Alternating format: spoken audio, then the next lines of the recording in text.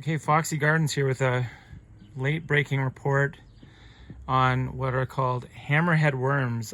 Gardener Sue has brought this to my attention. Reported sightings of a giant toxic worm are on the rise in parts of southeastern Canada. The invasive hammerhead land planarian, also known as the hammerhead flatworms, can grow up to 3 feet long. Experts say that they pose a risk to children, pets, and other small animals. So for more on this, let's bring in Dr. Peter Ducey. He's a distinguished teaching professor at SUNY Cortland who specializes in ecology, the ecology of invading organisms. So we said it's a threat, but I think it's like a threat with a low T. But they are they do give you the willies, I'll just say that. What makes these worms harmful to humans and the environment? Well, it turns out that they actually do have a very potent neurotoxin in them.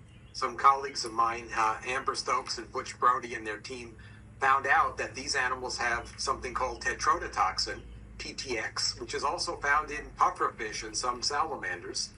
So we do have to be cautious about not letting our pets or our children touch these or lick these. So what? I'm just going to say, if your kid is licking one of those, not one. I mean, we licked worms as kids. You have different issues. Yeah, we licked worms as kids, but they were like little worms, I'm right? just saying. Like you have to if I check saw your one of these parenting rolling down the skills. street Yeah. or in my backyard, it'd be a different scenario. So what should one do if we see one and should? I mean, I hate killing anything except roaches. I don't mind killing roaches, but what should one do in this? And I know the roach people are going to come for me. You can't kill roaches. Yeah, exactly. They're here. They're going to outlast us, and they perform a very important duty in the world of insects. I get it, but if you see one of these things, what should somebody do? Well, since these are invasive species, they're not native to North America at all, and we shouldn't feel so bad about killing these.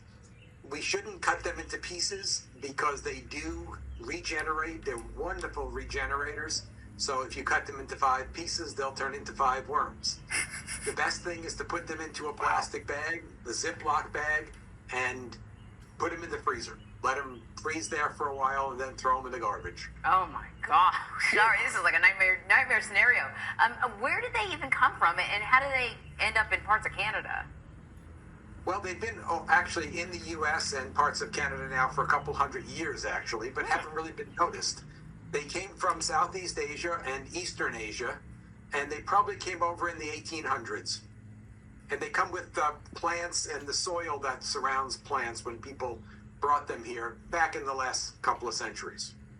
And just before you go, Dr. Ducey, I mean, talking about the serious ecological factors that they bring, like what is in danger with the species of worms? I mean, are we talking about plants? Are we talking about insects, for example, certain types of insects that keep a balance in the world that we inhabit? Well, they are. Most of them are predators on earthworms. So they eat the earthworms that are ecosystem engineers in our soils. And so there is a potential that they could disturb some habitats by eating up lots of the earthworms. Wow. All right. Dr. Peter Ducey, thank you very much. Appreciate it. So what do you have to say about those worms? We just recorded a CBS TV broadcast. Do you have any comments on the worms that are supposedly in Cambridge? Or not Cambridge, Canada? Or Cambridge or Ontario? No comments? Not yet. Not yet? You've never seen one? I've never seen one, but I have a lot of leaf litter over there. Right, so there's... And they seem to like leaf litter. There's sort of some sort of places they could camp out, huh? Yeah.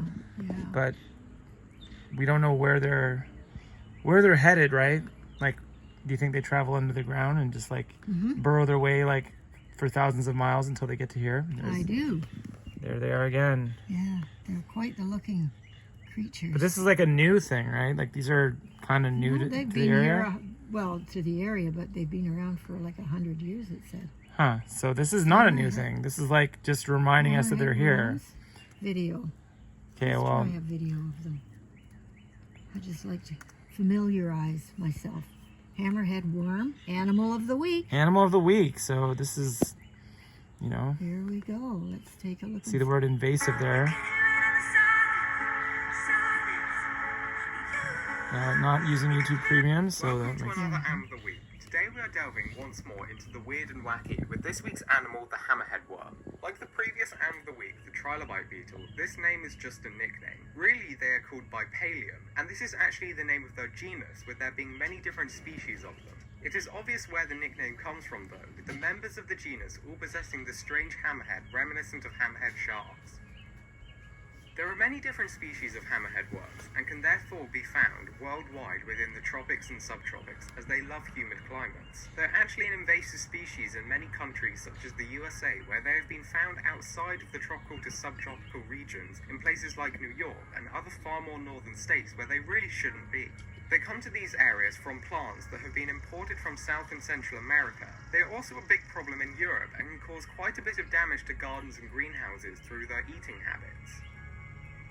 Hammerhead worms are carnivorous predators that feed upon earthworms or mollusks like snails, depending on the species of hammerhead worm, and therefore damage the habitats that they invade by killing off key decomposers, which will over time mean the soil becomes less and less nutritious, as earthworms and snails are no longer there to break down a lot of dead plant material and return nutrients to the soil. They're actually quite brutal in the way they feed. At first they'll track their prey and find them, at which time they'll stick themselves to their prey item using the sticky mucus they can secrete. Their prey will most likely not like this and flail around, so the worm uses its strength to overpower its prey and hold it still. It then secretes enzymes and tetrodotoxins onto the helpless prey that then start to digest the prey outside of the stomach, at which time the worm will then reach its throat out of its mouth and suck up the liquefied and rather dead prey. These worms are truly amazing in almost every way, and their strange reproductive habits are no different. These worms are hermaphrodites, meaning they are both male and female at the same time. Depending on the species of hammerhead worm, reproduction is either sexual or asexual. In the worm's sexual reproduction, eggs are fertilized by gametes that have been shared between them by secretions. The eggs are then laid, which then hatch, and there you have it, multiple genetically different hammerhead worms. Asexual reproduction is interesting as it seems to occur far more than sexual reproduction. The way they reproduce with only themselves is much like how other worms do it, by literally fragmenting into separate parts that then develop into fully functioning copies of the original hammerhead worm. So far we have asexual and sexual reproduction, secreting enzymes and tetrodotoxins for digestion, strong muscles to hold down prey, and the ability to invert its throat out of its mouth to devour prey. So what other interesting adaptations do they have? Well, they have what has been called a creeping sole, basically a strip on their underside that is covered in little cilia that, along with the slippery mucus they produce, allow them to move. They have been observed to be mostly nocturnal animals, hunting and moving around at night. This is clearly due to their main prey item, the earthworm, also being nocturnal and only coming to the surface at night. The hammerhead worm also likes it dark, humid and cool, so the night is the perfect time for them to move around. These strange worms are part of the family Geoplanidae, which contains many other flatworms very similar to the hammerhead worms, but who don't have the hammerhead that makes them so special and distinct. The family is comprised of 4 different subfamilies. These 3 I won't try to pronounce, and the hammerhead worm subfamily of Bipalium. These worms have no natural predators, as they are very toxic to other creatures that may try to eat them. They are not deadly to humans though, as they cannot produce enough toxin to kill a human, but they are still not edible and could make you ill if you were to eat one. That goes the same for other mammals like dogs and cats. They are the predators in their ecosystem, and so have nothing to fear from anything around them. It is their prey that have to look out for them.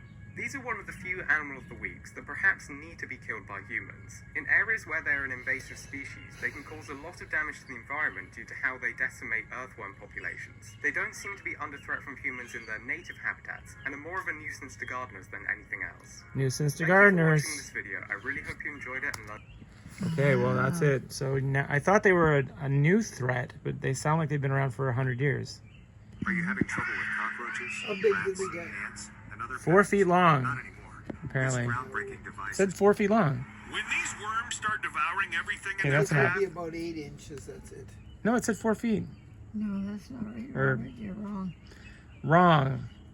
Wrong. So this, You've got the scientists there telling you how big they are. well, I've never seen Gonna one, so it looked like it was 8 inches long, but then the guy said 3 feet long. Yeah.